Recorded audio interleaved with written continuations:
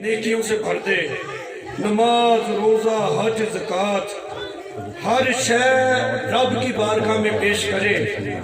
اگر ان نیکیوں میں درود والی نیکی نہ ہوئی، اللہ تعالیٰ ساری عبادت اٹھا کر منہ پہ مار دے گا، فرمائے گا جا پہلے درود والی نیکی لے کے آ. خوش ہو کے پڑھو، حضور دے میلاد سے بیٹھے ہو، خوش ہو کے پڑھو.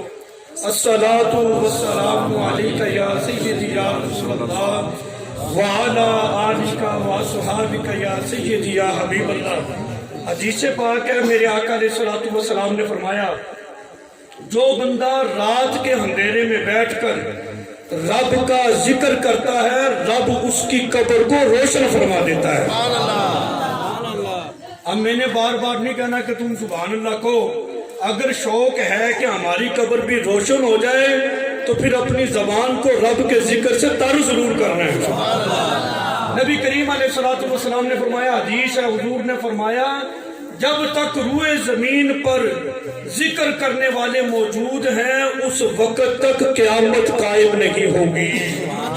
رب کا ذکر کرنا کیسے ہے؟ میرے آقا علیہ الصلوۃ والسلام نے فرمایا رب کا ذکر اس طرح کرو دیکھنے والے تمہیں دیوانہ سمجھے کہ دیوانے بیٹھے ہیں. اس میں شرم محسوس نہیں کرنی چاہیے کہ میں رب کا ذکر کروں، سبحان اللہ کہوں، ہاتھ اٹھا کے. ساتھ والا کیا کہے گا یہ کیا کر رہے ہیں؟ وہ ساتھ والا دیکھ کے جب یہ کہے گا نا کہ یہ دیوانہ ہو گیا، سمجھ لینا تیری حاضری قبول ہو گئی ہے. یہ حضور کی میلاد کی محفل میں بیٹھے ہو، اس آقا کا میلاد سجا کر بیٹھے ہیں جس نبی علیہ الصلوۃ والسلام نے طائف کی وادیوں میں پتھر برسائے گئے، حضور کے پاؤں مبارک لہو لہان ہو گئے، جسم لہو لہان ہو گیا، لیکن پھر بھی اپنی امت کو یاد رکھا ہے. معراج کی رات رب کا دیدار ہوا، ملاقات ہوئی، اس سے بڑھ کر کوئی خوشی کا موقع ہے؟ لیکن پھر بھی سرکار نے، میلاد والے آقا نے اپنی امت کو بھلایا نہیں ہے، پھر بھی اپنی امت کو یاد رکھا ہے. امتی کا حق بنتا ہے اشفاق صاحب، امتی کا حق بنتا ہے کہ وہ بھی خوش ہو پھر بھی اپنے آقا کو یاد کرے. کوئی تکلیف پہنچ جائے پھر بھی رب کے محبوب کو یاد کرے. کیونکہ حدیث پاک ہے، نبی کریم علیہ الصلوۃ والسلام نے فرمایا بندے کے گناہ جب زیادہ ہو جائیں، کوئی ایسی نیکی اس کے پاس نہ رہے جو گناہ کو ختم کرے، پھر رب تعالیٰ اپنے بندے کو غم میں مبتلا کر دیتا ہے اور اس غم کی وجہ سے اس کے گناہوں کو معاف کرتا ہے. جب بندے کو غم پہنچتا ہے، اس کو تکلیف پہنچتی ہے اور اس تکلیف میں وہ روتا ہے، رب فرماتا ہے مجھے اس کا رونا ہی بڑا پسند ہے. مجنوں تھا، مجنوں، آپ نے سنا ہوگا مجنوں کے بارے میں. یہ ایک بادشاہ کا بیٹا تھا، ایویں نہیں تھا، بادشاہ کا بیٹا شہزادہ تھا مجنوں. اس کو دورہ پڑ گیا، یہ ایک مجازی عشق کے اندر پاگل ہوا پھر رہا تھا. دورہ پڑا، لوگوں نے اٹھا کر کعبے میں ڈال دیا. جب ہوش آئی نا، زبان پر ایک ہی لفظ ہے. بندے کو جس سے پیار ہو جائے نا پھر بندہ اس کا بار بار ذکر کرتا ہے. اسی لیے تو ہم تمہیں کہتے ہیں کہ بار بار سبحان اللہ کو، تاکہ پتہ چلے یہ مکان، اس مکان کی دیواریں، اس مکان کی ذرہ ذرہ قیامت کے دن گواہ ہو جائے مولا یہ وہ لوگ ہیں جو بیٹھ کر تیرا ذکر کر رہے تھے. مجنوں کو ہوش آیا نا، ہوش آتی رب کی بارگاہ میں عرض کی کہ مولا اب تو لیلا دے دے. کعبے سے آواز آئی، دے تو دیتا، لیکن مجنوں جب تو روتا ہے نا تیرا رونا مجھے بڑا اچھا لگتا ہے. جب یہ آواز مجنوں نے سنی، ایک مخصوص کیفیت اس کے اوپر طاری ہو گئی. عرض کی مولا اب لیلا کا کیا کرنا ہے؟ اگر میرا رونا تجھے پسند ہے میں روتا ہی رہوں گا. بات یہ ہے کہ اللہ اور اس کا محبوب ہمیں پسند فرما دے. یہ میں دیکھ رہا ہوں یہ نوجوان، یہ بچے ہمارے، یہ تربیت ہم نہیں کرنی ہے. یہ کسی وڈیرے کی اپنا محفل کوئی نہیں، کسی نمبردار کی، چودھری کی، جہاں پہ بیٹھو حقے بھی پیتے رہو، گپ شپ بھی چلتی رہے، ہاتھ پہ ہاتھ بھی لگتا رہے. نہیں، یہ اس آقا کی محفل ہے جہاں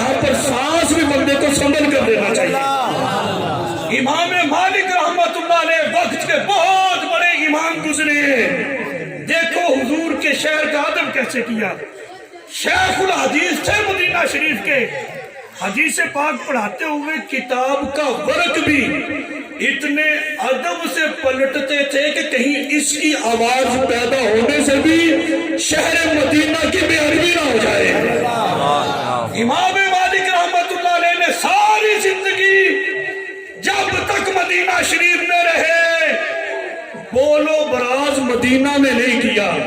پیشاب اور پخانے کے لیے مدینہ کی حدود سے باہر تشریف لے جاتے, فرماتے یہ تو حضور کا شہر ہے, یہاں پر میں بول و براز نہیں کروں گا.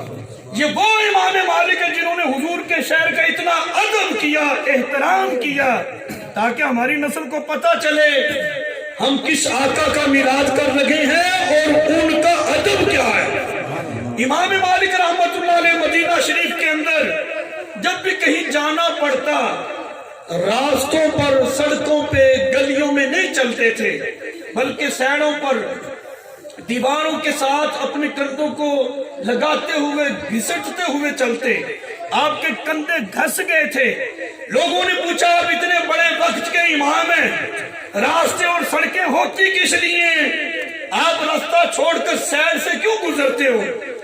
آپ فرمانے لگے اب سنو عشق کا جملہ, امام مالک رحمت اللہ علیہ کا عشق اور محبت.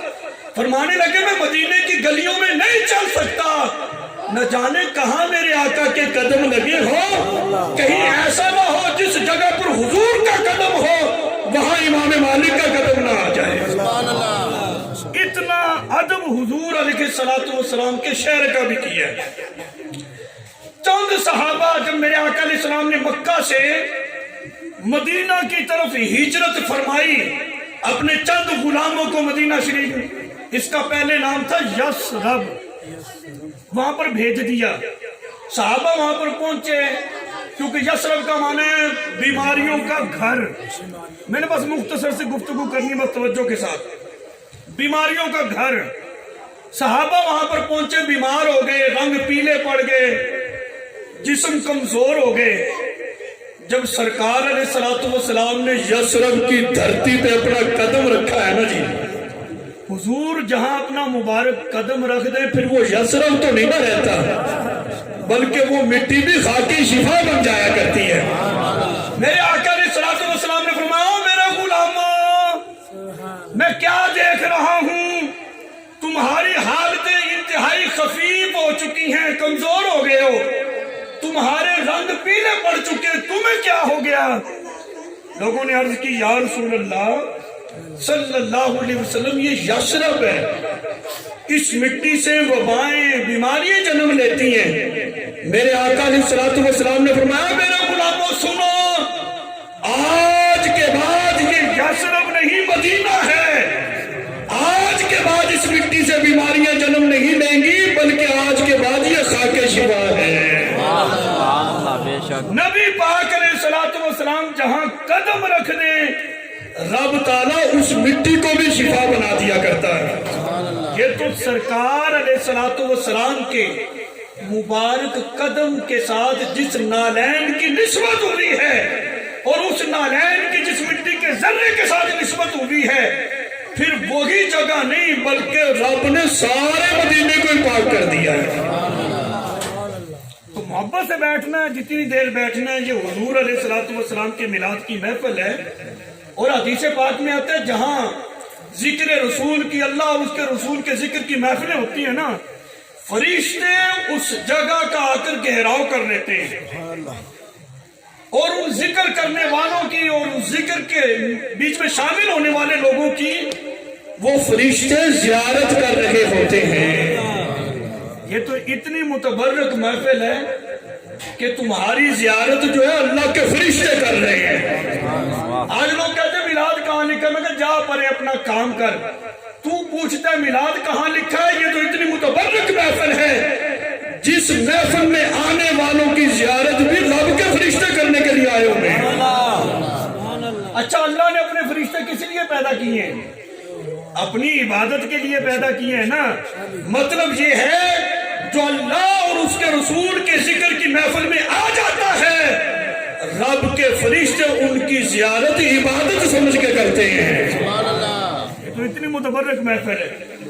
अच्छा, नबी करीम अलैहिस्सलाम तशरीफ फरमा है, सरकार के गुलामों का झुरमट है, हुजूर को कायनात की हर शय जानती है कि हुजूर मेहरबान है। एक ऊंट, ये सीरत की तकरीबन हर किताब में ही हदीस मौजूद है, एक ऊंट जो है वो आया, उसने किसी साथी से नहीं पूछा बताओ तो सही तुम में अल्लाह का नबी कौन है, किसी से भी नहीं पूछा। आज लोगों को मुगालता लग रहा है लेकिन जानवरों को कोई नहीं लगता। वो आया सीधा ही नबी पाक अलैहिस्सलाम की बारगाह में, हुजूर के कानों में कुछ बुड़बुड़ाने लगा, बोलने लगा, कुछ अर्ज की। मेरे आका अलैहिस्सलाम ने फरमाया, ओ मेरे गुलामों, इसका मालिक कौन है? अर्ज की, हुजूर वो यहूदी है। फरमाया उसको बुला के लाओ। वो आ गया। हुजूर ने फरमाया, भाई इस ऊंट ने तेरी शिकायत की है, तू चारा कम डालता है, काम ज्यादा लेता है। उसने कहा जी मैं चारा ज्यादा नहीं डाल सकता। हुजूर ने फरमाया फिर इसको बेच दे। कितना खुश नसीब वो ऊंट था कि जिसको मेरे आका ने खरीद लिया है। अब बड़े लुत्फ की बात है जो तकरीबन सीरत की हर किताब में मिल जाती है। मेरे आका अलैहिस्सलाम ने फरमाया, मेरे गुलामों, इस ऊंट को मैंने खरीद लिया, अब मैंने इसको आजाद फरमा दिया है। सहाबा इकराम फरमाते, हमने देखा वो ऊंट जिस पर हुजूर का नाम आ गया था कि ये सरकार का आजाद करदा ऊंट है, वो जिस खेत से, जिस पैली से गुजर जाता था, सहाबा फरमाते रब की इतनी रहमत होती उस खेत की फसल ज्यादा हो जाया करती थी। अच्छा अब जरा तवज्जो करो, लोग पूछते जुलूस कितने लिखा, एक कितों तुसी कढ़ लिया।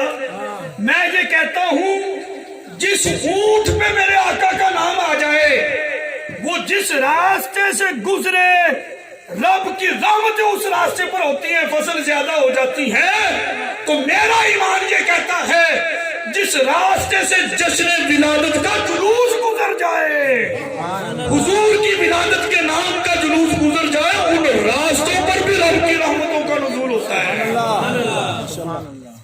ये हम किसी सियासी जमात के लीडर का जुलूस निकाल रहे हैं, किसी पार्टी का निकाले तो तुम कहो जी ये सही नहीं, तो साडी तो फलानी पार्टी साडे मोहल्ले तो नहीं तुसी लंघना। अफसोस की बात है ये तो उस नबी के नाम का जुलूस है जिसका कलमा तुमने भी पढ़ा है।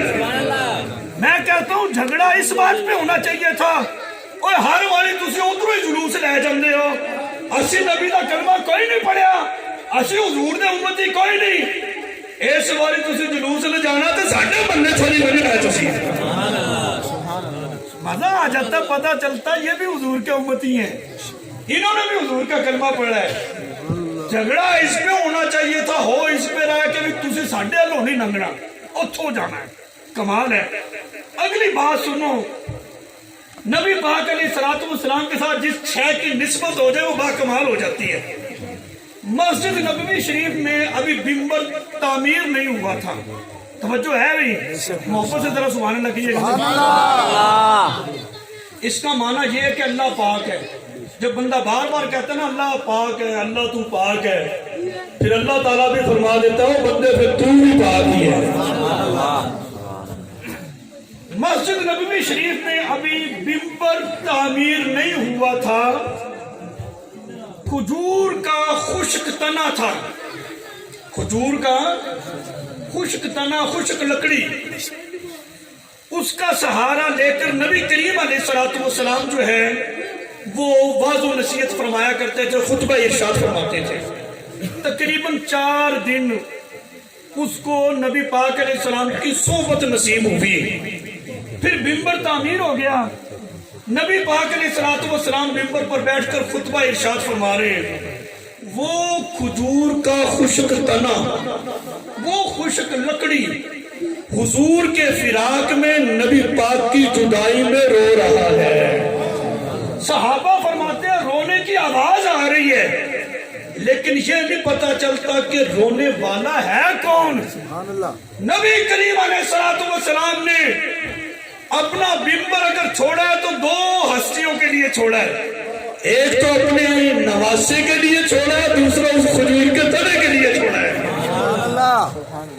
بندہ ممبر پہ بیٹھا ہو، خطبہ دے رہا ہو، یہ بھی رب کی عبادت ہے۔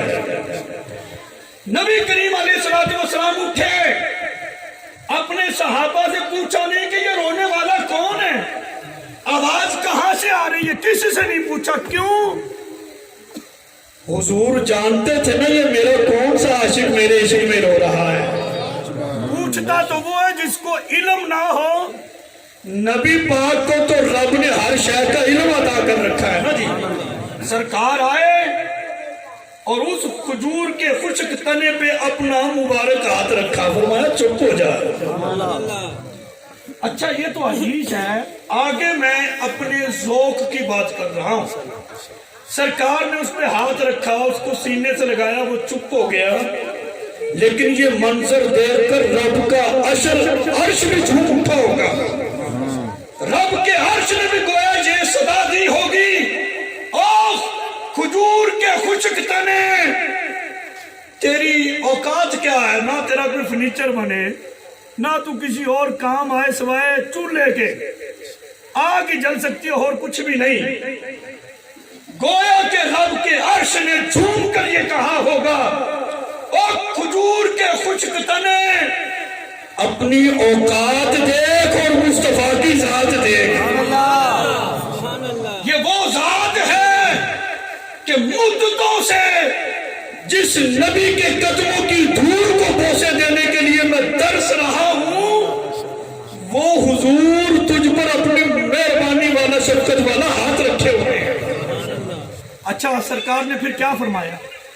اور تو چپ ہو جا، خاموش ہو جا، تو یہ بتا تو چاہتا کیا ہے؟ دیکھیں نا، جب بندہ حضور کی محبت میں روئے، سرکار سے محبت کرے، تو پھر یہ محبت کا صلہ بھی حضور عطا فرماتے ہیں۔ انسان اشرف المخلوقات ہے نا، ہر شے سے افضل رب نے انسان کو بنایا ہے۔ اگر وہ کھجور کا خشک تنا اتنا مقام پا سکتا ہے، ہم تو پھر بھی انسان ہیں۔ اگر ہم بھی ادب سے حضور کے ذکر کو سنیں اور سرکار کے ذکر کو کریں تو حضور ہم پر بھی مہربانی فرمائیں گے انشاءاللہ۔ فرمایا تو میرا عاشق ہے نا، چند آنسو تو نے میری محبت میں گرائے ہیں، بتا اب تو چاہتا کیا ہے، کیا مانگتا ہے مانگ۔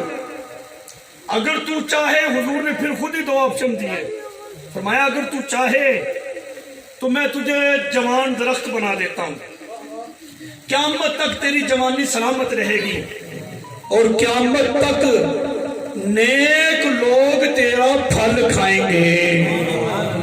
مجھے یہ بتاؤ، دنیا کا کوئی ایسا درخت ہے جو قیامت تک کی جوان رہے؟ کوئی ایسا درخت ہے کہ 12 مہینے اس کو پھل بھی لگتا ہی رہے؟ کوئی ایسا درخت ہے جس کا پھل صرف نیک ہی کھائیں، بد نہ کھائیں؟ جب لگ جائے پھر جو مرضی کھائے۔ لیکن حضور نے فرمایا تو چونکہ میرا عاشق ہے نا، پھر تیرا احساس یہ ہوگا کہ تیرے قریب کوئی پلید نہیں آئے گا، پاک لوگ ہی تیرے قریب آئیں گے۔ حضور کا ذکر ڈٹ کر کیا کرو، پھر پاکوں کی صحبت ہی میسر ہوگی، کوئی پلید تمہارے قریب آئے گا ہی نہیں۔ حضور نے دوسرا آپشن یہ دیا، اگر تو چاہے تو میں تجھے جنت میں پہنچا دیتا ہوں۔ اس نے کیا مانگا؟ اس نے کہا یا رسول اللہ صلی اللہ علیہ وسلم، مہربانی کرو مجھے تو جنت میں ہی پہنچاؤ، یہ ساری چیزیں وہیں پہ مل جائیں گی۔ سرکار علیہ السلام نے اپنے غلاموں کو حکم فرمایا، اس وقت جو چیزیں تھی کھدائی کرنے کی، کدال وغیرہ، نبی پاک علیہ السلام کا جو منبر تھا اس کے نیچے کھدائی کی گئی، وہاں پر اس خشک لکڑی کو، کھجور کے خشک تنے کو دفن کر دیا۔ توجہ ہے جی؟ محبت سے سبحان اللہ کوئی، وہاں پہ اس کو دفن کر دیا۔ حضرت ابو بکر صدیق، حضرت عمر فاروق، بہت سارے صحابہ موجود ہیں، کسی صحابی نے یہ عرض نہیں کی یا رسول اللہ صلی اللہ علیہ وسلم، اس نے تو جنت مانگی تھی، جنت تو 7 آسمانوں سے اوپر ہے، آپ نے اس کو نیچے دفن کر دیا ہے۔ کسی نے یہ اعتراض نہیں کیا، مانگی اس نے جنت ہے، جنت تو ساتوں آسمانوں سے اوپر ہے، آپ نے زمین میں دفن کر دیا، کسی نے اعتراض نہیں کیا۔ کیوں؟ اس لیے کہ صحابہ جانتے تھے رب نے جنت بنا کر مالک محبوب کو بنا دیا ہے، اب محبوب کی مرضی ہے جنت ادھر دے یا قدموں میں دے۔ ایک نمبر دو، دوسرا عقیدہ صحابہ کا یہ تھا جنت جتنی بھی بلند ہو جائے رہے گی حضور کے قدموں میں ہی۔ میں نے ایک جگہ یہ بات کی تو ایک بزرگ کھڑا ہو گیا، کہنے لگا حضرت شان بیان کرو جنت دی توہین تے نہ کرو، تسی کہتے ہو جنت حضور دے قدماں 'چ ہے، حالانکہ رب نے تو جنت کو ساتوں آسمانوں سے اوپر بنایا ہے۔ توجہ ہے بھی؟ سبحان اللہ، آپ کو گل مکھا دیں، سبحان اللہ اونچی،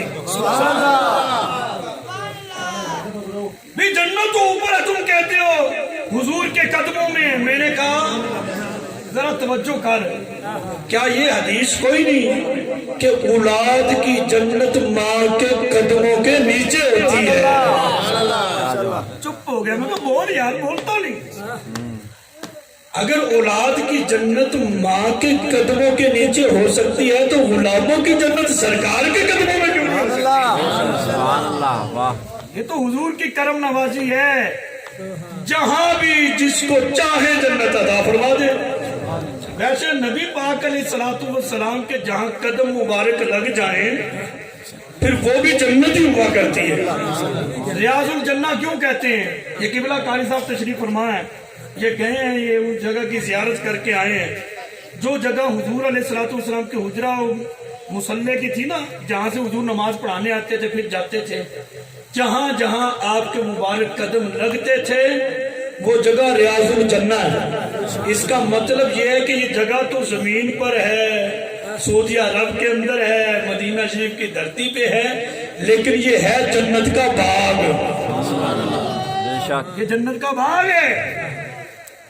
اچھا لے بھی بات کو میں اب ختم کر رہا ہوں، ٹائم چونکہ زیادہ ہو گیا ہے، محبت سے ذرا سبحان اللہ کو۔ سبحان اللہ۔ نبی کریم علیہ الصلوۃ والسلام کا ذکر کر رہے ہیں نا جی، ذکر رسول کی برکت کیا ہے؟ ہم حضور کا ذکر کر رہے ہیں، اور یہ ذکر کرنے سے بندے کو فوائد کیا حاصل ہوتے ہیں جو بندہ ذکر کرتا ہے نبی پاک علیہ الصلوۃ والسلام کا۔ اس ذکر کا فائدہ یہ ہے کہ حدیث ہے کہ ابو جہل نبی پاک علیہ الصلوۃ والسلام کی بارگاہ میں آیا، کہنے لگا آپ نبی ہیں تو بتائیں میری مٹھی میں کیا ہے؟ اس کا یہ سوال اس بات پہ دلالت کرتا ہے اس وقت یہ بحث چھڑی ہوئی تھی، لوگوں میں اس بات یہ بحث مباحثہ ہو رہی تھی کہ نبی پاک ہوتے فرش پر ہیں، خبریں عرش کی دیتے ہیں۔ نعرہ تکبیر، نعرہ رسالت، نعرہ حیدری۔ یعنی صحابہ اکرام نے لوگوں کے اندر یہ کہنا شروع کر دیا تھا ہمارے آقا وہ ہیں ہوتے تو فرش پر ہیں، خبریں عرش کی دیتے ہیں۔ ابو جہل نے کہا اچھا یہی بات ہے تو ابھی امتحان لیتے ہیں، ابھی دیکھ لیتے ہیں۔ کنکریاں اس نے اٹھائیں، کہنے لگا اگر آپ نبی ہیں تو بتائیں میری مٹھی میں کیا ہے؟ ابو جہل ضرور تھا لیکن اس کو یہ پتا تھا کہ جو نبی ہو اس کو غیب کا علم ضرور ہوتا ہے، وہ تو نبی مانتا نہیں تھا نا۔ افسوس ہے آج کے نام نہاد مولویوں پہ جو نبی بھی مانتے ہیں غیب کا علم بھی نہیں مانتے، حالانکہ نبی ہوتا ہی وہ ہے جس کو غیب کا علم ہو۔ اچھا وہ کنکریاں اس کے ہاتھ میں تھیں، نبی ہیں تو بتائیں آپ میری مٹھی میں کیا ہے؟ حضور علیہ الصلوۃ والسلام نے فرمایا میں بتاؤں یا مٹھی والی چیز بتائے میں کون ہوں؟ پوچھا تو اس نے حضور کے علم کے بارے میں تھا، لیکن نبی پاک علیہ السلام صرف اپنا علم ہی نہیں بلکہ اپنا اختیار بھی دکھانا چاہتے تھے کہ اس کو میں اپنا اختیار بھی دکھاؤں۔ کہنے لگا ہاں جی ٹھیک ہے، دل میں سوچیں گے تو کنکریاں یہ کیا بولیں گی؟ ہاں جی یہ میری مٹھی والی چیز بتایا آپ کون ہیں؟ سرکار علیہ السلام نے اشارہ فرمایا، ان کنکریوں نے ذکر رسول شروع کر دیا۔ سبحان اللہ، کیا بات ہے۔ کنکریوں نے ذکر رسول شروع کر دیا۔ جب انہوں نے کلمہ شہادت پڑھا، رسول اللہ کا ذکر کیا، گواہی دی، ابو جہل نے پتہ کیا کیا؟ ان کنکریوں کو پھینک دیا۔ اس کا مطلب یہ ہے کہ حضور کے ذکر سے جس بندے کو بیزاری ہوتی ہے وہ ابو جہل ہے۔ اسی کو چڑ ہوئی تھی نا، تبھی اس نے پھینکی۔ اور سرکار کا ذکر سن کے جس کا سینہ مدینہ بن جائے وہ تو حضور کے پھر عاشق ہے نا جی۔ اس نے کنکریاں پھینک دی۔